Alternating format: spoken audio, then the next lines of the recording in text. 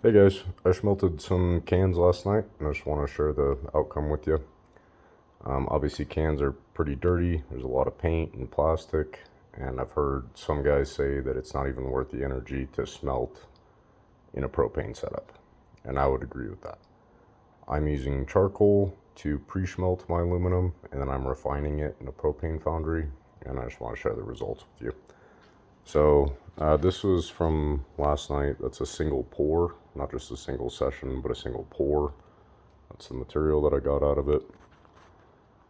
This is my dross, and that's my dross bucket. Like there's a few chunks of silver in there, but obviously for the most part that is waste. I picked out a few pieces that had a little more silver on them, just so I can kind of get a feel for how much I'm wasting. So let's take a look at this real quick. I overestimated the amount that I would get out of this. The trays looked a lot more full than they actually were. So that's right at 2 pounds right there. That puts me up to 3.8 with that one. 5 and change gets me up to 6 3/4. Puts me up to 8.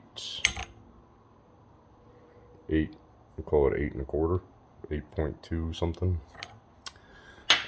So obviously I've got some waste on some of these, or some junk, you know. That's why I'm refining them in my propane setup.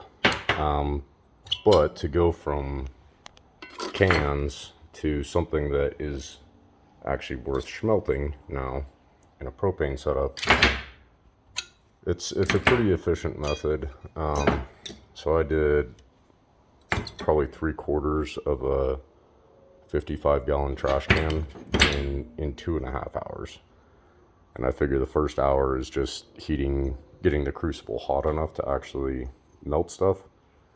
So figure once you get it hot, about an hour and a half produces 8 1/4 pounds. So I'm not disappointed with those results. Let's compare. This is just a little drop. So that's sitting at basically 1/4 pound. In terms of volume, that's pretty similar to, you know, maybe this plus this. So we'll try that real quick. That's sitting at,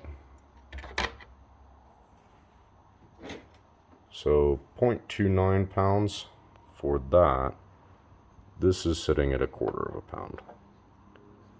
So even though this dross looks pretty silver, you can tell that it's pretty superficial. It's a pretty thin layer of aluminum around a really big block of dross. So overall, in terms of waste, I mean, obviously this is usable. But in terms of waste overall, this system's pretty efficient. Like even this looks like it's aluminum, but when you actually look at the underside, it's just crap. So overall, I'm pretty happy. Cans are dirty. There's a lot of waste in them. But charcoal is a pretty efficient way of getting something like this that you can run in your propane and just getting rid of all that before you even bring it into the shop, you know. So I'll upload the tutorial video that I made for my charcoal setup, and I hope you guys enjoy. Thanks. Bye.